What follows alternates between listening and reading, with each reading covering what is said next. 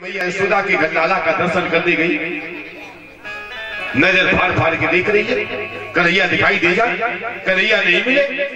मैया ने देखा, गोपी से कहा, गोपी ये आंखें फाड़ फाड़ के क्या देख रही है? अब गोपी ये कैसे कह दे मैया तेरे लाला को देखने आई है? कहने लगी मैया तुझे ही देख रही है। मैया ने कहा बता बात क्या है? आप देखो गोपी एक प्रेम भरी शिकायत कर रही है। गोपी कहने लगी मैया शायद तुझे नहीं पता कि तेरा बेटा बहुत बिगड़ गया है। वो बेटा बिगड़ जाए तो माँ बाप को देर में पता लगता है, गांव वालों को पता चल जाता है। बेटा गुटखा खाता है, पिताजी को बाद में खबर मिलती है, गांव वालों को पहले। गोपी कहती है भैया तुझे नहीं पता तेरा बेटा कितना बिगड़ गया? वो आप देखो दादा कितना बिगड़ गया, गोपी बता दी।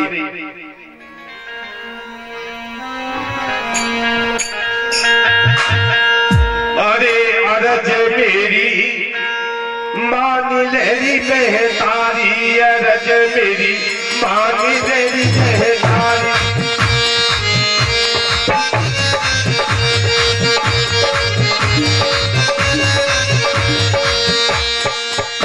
अरे भारी ठीक कन्हैया तेरो समझिया, तेरो तो कर तू मेरी भारी, अरज मेरी मानी लेरी मेहतारी रे।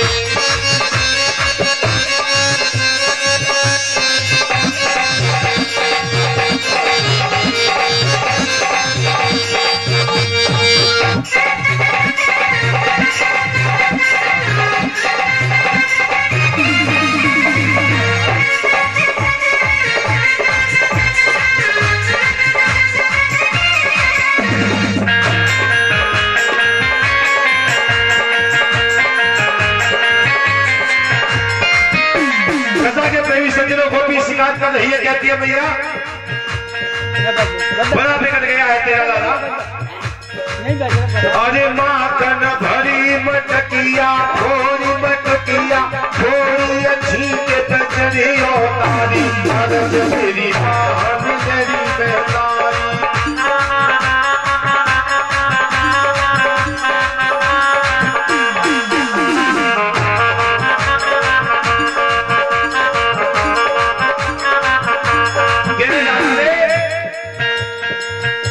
मेरी माखन की मटकी छीके पर चढ़ के तोड़ दी। मैया सुन रही है, गोपी बता रही है। मैया ने कहा तूने समझाया नहीं, अभी तो लाला छोटा है, तू डांट देती तो मान जाता। गोपी कहती है मैया तेरा लाला डांट से मानने वाला नहीं है, मैंने समझाया था।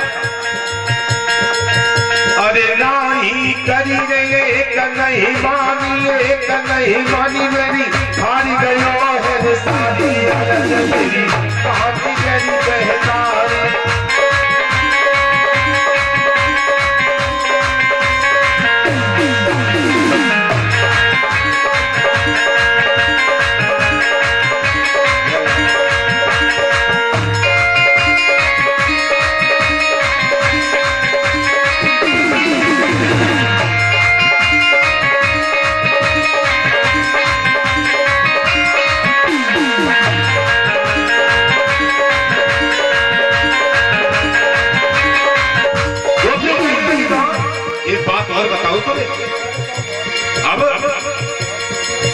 अरे होई न गुजर नगर तेरे में बिरज तेरे में हम बस जे ग्राम ये थारी, अरज मेरी मानी मेरी बेहतारी।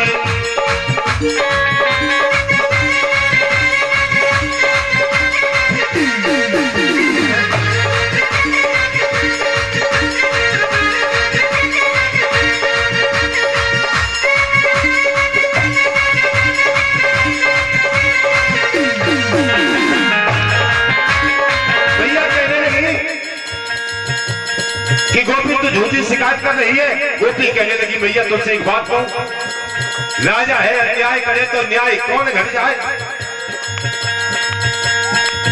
इसलिए अरे होई न गुजर नगर तेरे में बिरज तेरे में हम फंस जाए नाम ये तारी, अरज मेरी मानी मेरी बेहतारी।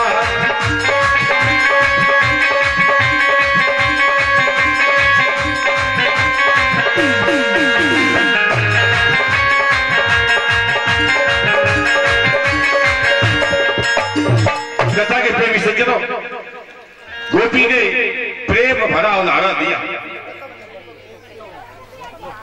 मैया ने गोपी को समझाया, गोपी एक निवेदन करो, मेरा ब्रज छोड़ के मत जाना। यदि आप ब्रज छोड़ के चली गई तब क्या होगा? आप एक बात पर विचार कर लीजिए। गांव में यदि कोई गरीब आदमी गांव छोड़ के जा रहा है तो जो गांव के बड़े लोग हैं उनका कुछ धर्म बनता है। पहला धर्म क्या है?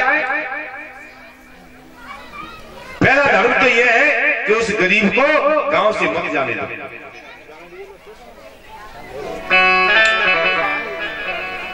उसकी समस्या है, उसका समाधान निकालो। उसकी परेशानी है, उसे दूर करने का प्रयास करो। क्यों? क्योंकि आप गांव के लंबरदार हैं। यदि गरीब निकाल दिए आपने तो लंबरदारी किन पे करोगे?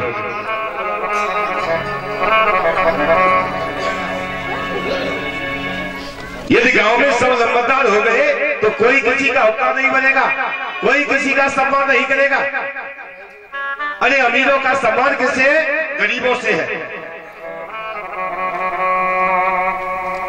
एक बड़ी प्रसिद्ध चर्चा है जो हमारे उत्तर प्रदेश के पूर्व मुख्यमंत्री रामनरेश यादव, एक बार जब मुख्यमंत्री बन गए थे तो उनके घर के सामने कुछ कुम्हारों के घर थे जो बर्तन बनाने का काम करते थे। उनकी झोपड़ियां पड़ी थी बिल्कुल मकान के जस्ट सामने। उनके गधे खच्चर वही बनते थे। किसी ने कहा, नेताजी आप मुख्यमंत्री हो गए हो, ये सामने से जगह खाली करा, उनकी झोपड़ियां फिटवा दो, गधे खुलवा दो यहां से।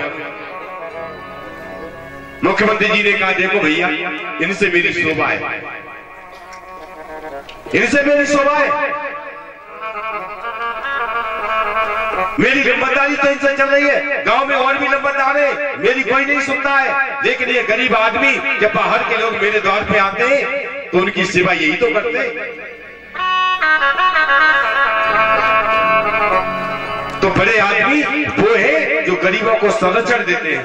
मैया यशोदा कहती है, गोपी ये तुम हमारा ब्रज छोड़ के चली जाओगी, जब ब्रज में नहीं रहोगी तो हम राज्य किस पे करेंगे? हम ब्रज की रानी है, और रानी तब है जब प्रजा है, और प्रजा नहीं होगी तो काहे का राजा, काहे की रानी? यदि मेरे लाला ने तुम्हारा घाटा कर दिया है तो मैं उसकी भरपाई दूंगी।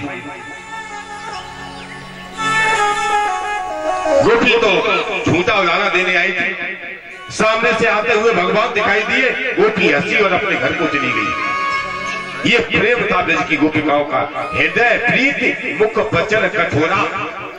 हृदय में तो प्यार है भगवान के लिए, लेकिन वाणी पर कठोरता है।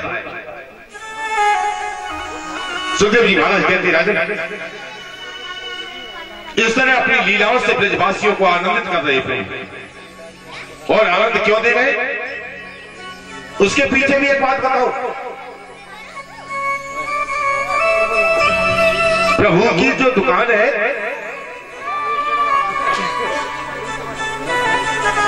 बड़ी लंबी चौड़ी है, लेकिन उनकी इस लंबी चौड़ी दुकान में सामान ज्यादा नहीं है। सामान केवल एक है। आप सोचो भगवान ज्यादा अमीर हो अमीर ना है, जिसने अपनी दुकान में पर्याप्त सामान नहीं भर पाया, काहे का अमीर है? एक सामान है, उस सामान का नाम है आनंद। कोई गया भगवान से कहीं प्रभु एक बेटा चाहिए, भगवान ने कहा बेटा तो नहीं जानता, ये आनंद ले जाए।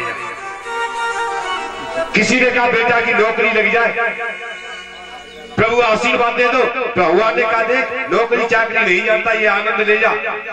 जो मांगता है उसे भगवान देते केवल एक ही चीज है, वो है आनंद। चाहे तो दुनिया वाले बेटा में आनंद देख ले, चाहे नौकरी में आनंद देख ले, या ऊंची हवेली में आनंद देख ले, बात रहे केवल आनंद, केवल आनंद, केवल आनंद। इसीलिए भगवान आनंद बांटते बांटते परम आनंद बन गए, सच्चिदानंद बन गए। ब्रजवासियों को भी आनंद बांट रहे। उधर कंस भयभीत है। मंत्रियों से पूछा क्या करूं, जिसे भेजता हूं वो जिंदा ही नहीं लौटता। कंस ने कहा महाराज ब्रजवासी दूध दही माखन खाते, ताकत ज्यादा है। हमारी मथुरा में दूध दही माखन है नहीं, आज के बाद दूध दही माखन मथुरा में मंगाओ, मथुरा में मंगाइए, अपने लोगों को खिलाइए, अपने सिपाहियों को, अपने पहलवानों को खिलाओ, शरीर बलवान होगा, मथुरा वाले बलिष्ठ होंगे तो दुश्मन को मार देंगे। कंस ने आदेश कर दिया ब्रज का दूध दही माखन मथुरा में बिकेगा। भगवान ने विरोध किया। क्यों? भगवान कहते हैं ब्रजवासियों दो चीजें बेचने की नहीं है, दूध और दूध। न तो दूध बेचने की चीज है और न बेटा बेचने की चीज है। पर ये कलयुग का प्रभाव है क्या दोनों चीजें बिक रही है, दूध भी बिक रहा है और बेटा भी बिक रहा है, दोनों बिक रहे हैं। एक बात और कहूं,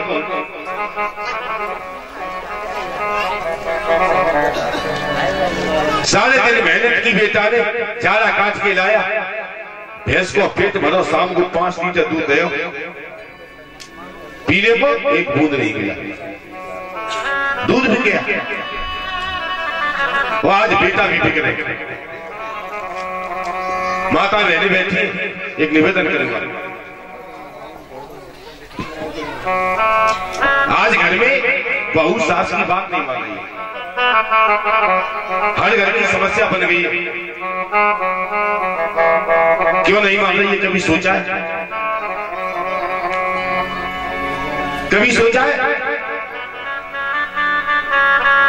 आपने घर में जिसको लेके आए हैं वो आपके बेटा की बहू नहीं है। यदि बहू होती तो बात मानती।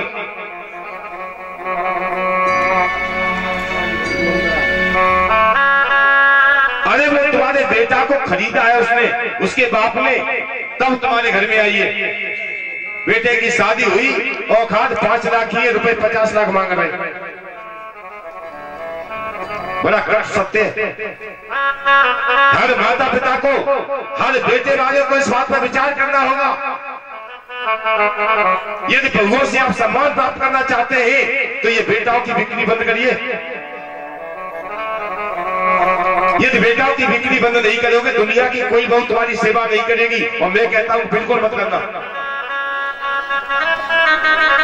ये सभी बेटे वाले तभी सुधरेंगे। बड़ी विचित्र बात है।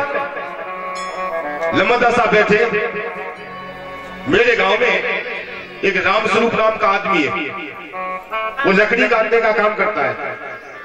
वही है उसका लड़का कुछ समय पहले पिछले इलेक्शन में बीटीसी हो गया था। बहुत गरीब आदमी, पैर छू के बीटीसी हो गया और बीटीसी बना तो फिर लोगों के पैर छूने गया तो बीटीसी बन गया एक गरीब का बेटा। क्यों? उसने अपनी बेटी की शादी की और शादी में लड़के वाले ने मांगे 50,000 रुपए। बेचारे के लिए 50,000 हाथी का पाँव कहां से लाए? कह गया नंबरदारों के बल पे कि दूंगा 50,000। बारात आ गई, भामर का वक्त आया, लड़के वाला बिगड़ गया, रुपए नहीं दिए, लड़का नहीं भेजूंगा। उसने कहा मत भेज। 4 लड़के उसने लिए, लड़के को पकड़ा और ले जाके कमरे में बंद कर दिया। लकड़ी काटने का काम करता था, उसके पास आरी कुल्हाड़ी पका सब थे। निकाल के रखे, लड़के के बाप को दिए 50,000 के, ले 50,000 तू, और लड़का खरीद लिया मैंने, अब शादी नहीं करूंगा, इसके टुकड़े करके बाजार में बेचूंगा। 50,000 रुपए वापस किए, वो फ्री में शादी हुई। ये बात उसने जैसा किया वो अलग बात है, लेकिन मैं ये निवेदन करूंगा आपसे व्यासपीठ से कि ये बिक्री बंद करिए। सुशील और आज्ञाकारी बहू चाहिए, शांत प्रिय परिवार चाहिए, सुखमय जीवन चाहिए, तो संतान की बिक्री बंद करिए। आपका बेटा डीएम हो गया तो भगवान नहीं हो गया। पैसे से 4 पाई खरीदी जा सकती है, जन्नत का गड्ढा खरीदा जा सकता है, मुलायम तकिया खरीदा जा सकता है, लेकिन पैसे से आप नींद नहीं खरीद सकते। पैसे से अन्न खरीद सकते हो, लेकिन भूख नहीं खरीद पाओगे। ऊंची हवेली बना सकते हो, लेकिन सुख से सुख नहीं खरीद पाओगे जिससे पूरा जीवन उस हवेली में गुजर जाए। ये भी किसी की बेटियां हैं, इनको भी अपनी बेटी मानिए। राजा दशरथ के घर में भी बहुएं आई थी। राजा दशरथ ने तीनों रानियों को पास बुलाया था। एक बात कही थी कि बहू लड़की पर घर आई और राख और नैन पलक की नाई। ये केवल बहू नहीं है, किसी घर की बेटियां भी है। अपनी बेटी समझ के रखना, तुम्हारी सेवा करेंगी। और दुनिया जानती है कि दशरथ जैसी बहुएं फिर किसी के घर में नहीं आई। तो अपने विचार बदलिए, परिवर्तन लाइए। कथाओं का मतलब परिवर्तन है, बदलाव है। बदलाव करेंगे जीवन में। जो गलतियां हम करते आए हैं उन्हें सुधार करें। और निवेदन करता हूं सभी भाइयों से कि बेटाओं की बिक्री मत करना, सुख में जीवन मिलेगा। बोलिए सच्चिदानंद भगवान की जय।